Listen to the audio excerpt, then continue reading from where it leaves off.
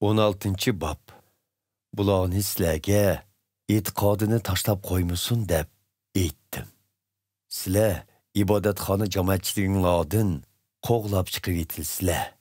Hamda shundoq bir vaqt soatlar keladi-ki, sizlarni o'ltirdiganlar o'zlarini Xudo xizmat qilyapman deb hisoblaydi.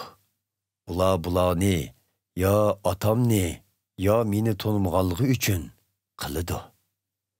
Shuning uchun aytmanki, ular sizlarga jonkashlik qilganda mening ogohlantirganligimni esinglarga keltiringlar. Men dastlabda bularni sizlarga aytmadim, chunki sizlar bilan birga edim. Lekin endi meni avatkuchning yeniga qaytib ketaman. Shundoq bo'lsa-mu, oranglardan hech kim mendan nega ketisiz deb so'rmayotdi. Bunun o'rniga sizlarga bularni aytganligim uchun qalbinglar hasrat bilan to'ldi. Bilib qo'yinglarki, mening ketishim sizlarga foydaliq. Ketmasam, sizlarga yordamchi kelmaydi. Ammo ketsam, uni sizlarga avatiman.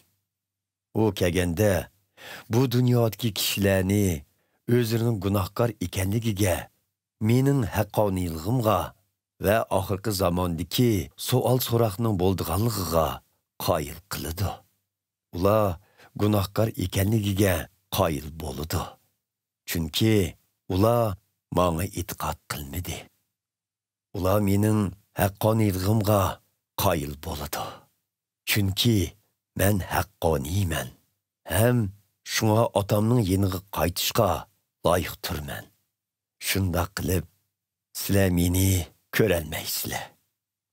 Ular oxirgi zamondagi savol-so'roqning cho'qim bo'ldiganligiga qoyil bo'ladi. Chunki Xudo bu dunyoning hukmdori bo'lgan shaytonni so'roqqa tortdi. Sizlarga aytadigan yana ko'p so'zlarim bor edi. Biroq sizlar uningga bardoshlik berolmaysizlar. Lekin haqiqatga boshlig'uchi muqaddas ruh kelganda sizlarga barliq haqiqatni o'rgatdi. U o'zligidan so'zlamaydi. Aksicha, otam ikkimizning so'zlarini anglagandan keyin so'zlaydi va kelgusida bo'lgan ishlarni sizlarga yetkazadi. U menda bor bo'lganni sizlarga yetkazib, mening ulug'ligimni ayon qiladi. Otamda bor bo'lganning hammasi ham meningdir. Shuning uchun muqaddas ruh menda bor bo'lganni sizlarga yetkazdi deb aytdim. Oz vaqtdan keyin meni ko'rmaysizlar. Yana bir oz vaqt o'tgandan keyin meni qayta ko'rsizlar. Shogirdlarning ba'zilari bir-biriga, bu qandoq gap? U bizga oz vaqtdan keyin meni ko'rmaysizlar. Yana biroz vaqt o'tgandan keyin meni qayta ko'rsizlar deydi. U yana chunki men otamning yeniga ketaman deydi. Oz vaqtdan keyin degan so'zning ma'nosi zodi nimadir? Uning nimalarni davatqanlarini bilolmadik deyishdi.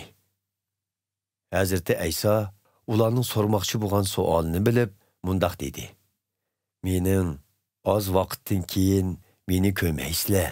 Yana biroz vaqt o'tgandan keyin meni ko'rasizlar deganimning ma'nosini bir-biringlardan so'ravatamsizlar. Bilib qo'yinglarki, sizlar yig'izor qilib qayg'urusizlar. Lekin bu dunyoning odamlari xushal bo'lishib ketadi. Sizlar bo'lsanglar qayg'urusizlar. Lekin qayg'ularinglar xushallikqa aylanadi. Ayol tug'utda azoblanadi. Chunki uning azob oqibatlik vaqt soati yetib kelgan.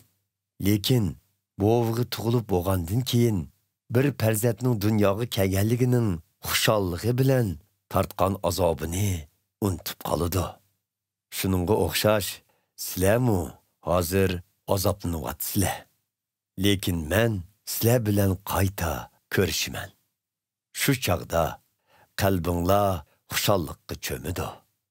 Xushalliginglarni hech kim sizlardan tortib ololmaydi. Bilib qo'yinglarki, shu vaqt kelganda mendan hech narsa so'rashinglarning hojati yo'q. Chunki mening nomim bilan otamning o'zidan nemini tilsanglar, u shuni berdi. Hozirgacha mening nomim bilan hech nima tilamadinglar. Endi tilanglar, erishsizlar. Buning bilan xushallig'inglar to'lib taşsın. Sizlarga bularni tamsiller bilan bildirdim. Biroq shundoq bir vaqt keladi-ki, u chaqda tamsiller bilan so'zlamayman. Otam to'g'riliq ochiq aytaman.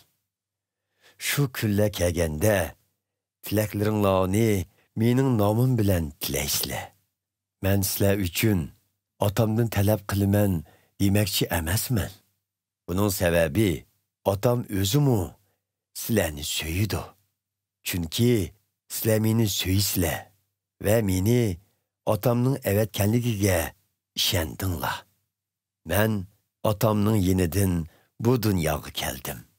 Endi bu dunyodan otamning yeniga ketaman. Shogirdlari, endi tamsil keltirmay ochiq aytdingiz.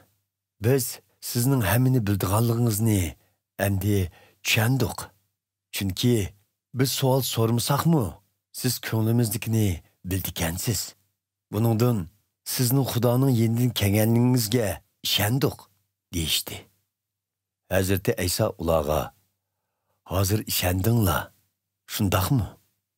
Mana shundoq vaqt kelay deb qoldi.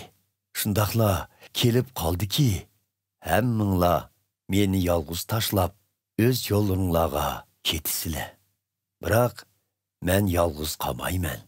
Chunki otam men bilan birlidir. Bularni sizlarga men orqali omonlik topsin deb aytdim. Bu dunyoning odamlari sizlarni azob oqibatga soladi. Ammo g'ayratlik bo'linglar. Chunki men bu dunyo ustidan g'alaba qildim.